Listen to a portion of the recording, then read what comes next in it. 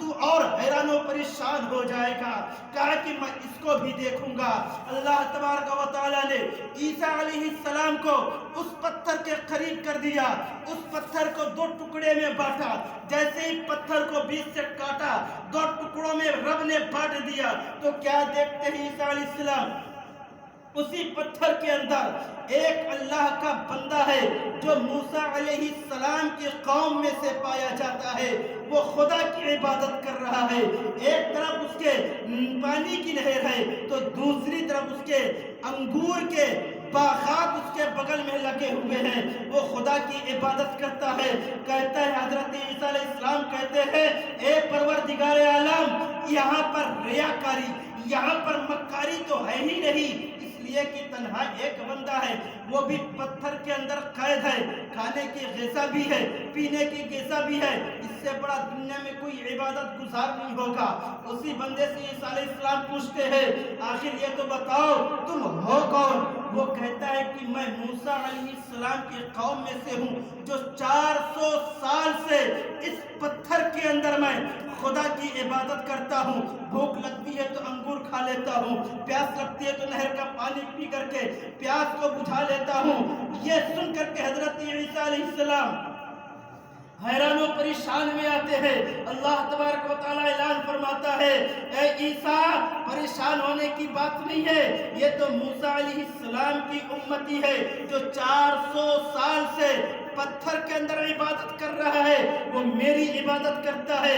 لیکن اسی روئے زمین پر جو میرا محبوب ہے، جو آخری پیغمبر ہے، جو ابھی آیا نہیں ہے، آنے والا ہے، جو آدم کا بھی باپ ہوگا، جو آدم سے بھی پہلے ہے، آدم کے بعد میں ہے، اے عیسیٰ وہ تمہارے بھی بعد میں ہے، لیکن بظاہر وہ سب سے پہلے ہے اور سب سے آخر میں ہے۔ اس کی امت میں پلنے والا انسان اور جو محبت میں 2 رکعت نماز شب بارات میں پڑھتا ہے، تو 400 سال جو موسیٰ علیہ السلام کی امت نے پتھر کے اندر رہ کر کے عبادت کیا ہے، 4 رکعت نماز یا 2 رکعت نماز شب بارات میں پڑھتا ہے، تو میں اس اپنے بندے کو، اس رسول کی امت کو وہ 400 سال کی عبادت سے زیادہ ثواب عطا کر دوں گا۔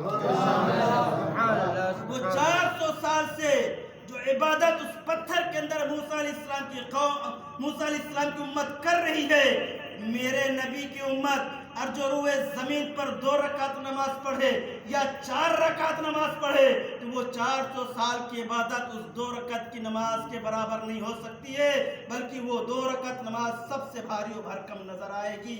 تو مسلمانوں اندازہ لگائیے کہ وہ موسیٰ علیہ السلام کی قوم میں سے پائے جاتے ہیں، 400 سال پتھر کے اندر خدا کی عبادت کیا ہے، ہم روئے زمین پر ہیں، گھوم ٹہل رہے ہیں، غذائیں کھا رہے ہیں، رات کو سوتے ہیں گرم گرم بستروں پر، گرمیوں کے موسم میں اے سی اور کولر کی ہوائیں لے کر کے سوتے ہیں، دن میں بھی ہمارے انتظامات اچھے ہیں، لیکن تب بھی خدا کی عبادت ہمارے پاس نہیں ہے۔ اسی رات کو ہم خرافات میں گزار دیتے ہیں، لیکن اسی رات کو جب عبادت کرے تو وہ 400 سال کی ایک بندے کی عبادت ہے، اور اللہ کے حبیب کی امت میں سے 2 رکعت کی عبادت ہے، وہ 400 سال سے بھی زیادہ نظر آتی ہے۔ اندازہ لگائیے، یہ سوچنے کی بات ہے کہ ہم یہ رات کو کہاں گزار رہے ہیں، ہم جا کدھر رہے ہیں، ہم کر کیا رہے ہیں۔ خدا کی بارگاہ میں آئیے، رو کر کے گڑ گڑا کر کے معافی مانگیے، توبہ استغفار کریے، اپنے آپ سے معافی مانگے، اپنے آپ کو معاف کرے، اپنے دوست احباب کو، اپنے ماں باپ کو، اپنے رشتہ دار کو، اپنے بھائی اور بہنوں کو معاف کرے، ان سے معافی طلب کرے۔ جو بھی خطا غلطی ہوئی اللہ معاف کرنے والا ہے، توبہ کر کر کے تو دیکھو، ہماری ہر خطا معاف ہوگی، ہمارے ہر گناہ معاف ہوں گے۔ اس لیے کہ میرے آقا فرماتے ہیں اور جو میری امت پر اللہ تبارک و تعالیٰ کو عذاب نازل کرنا منظور ہوتا تو بسم اللہ الرحمن الرحیم کو نازل نہیں فرماتا۔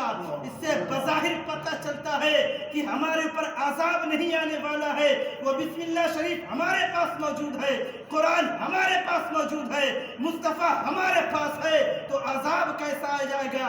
میرے مصطفیٰ کے صدقے میں عذاب بھی ٹل جاتا ہے, قرآن کے صدقے میں طوفان بھی ٹل جاتا ہے, نماز کے صدقے میں مصیبتیں بھی ٹل جاتی ہے.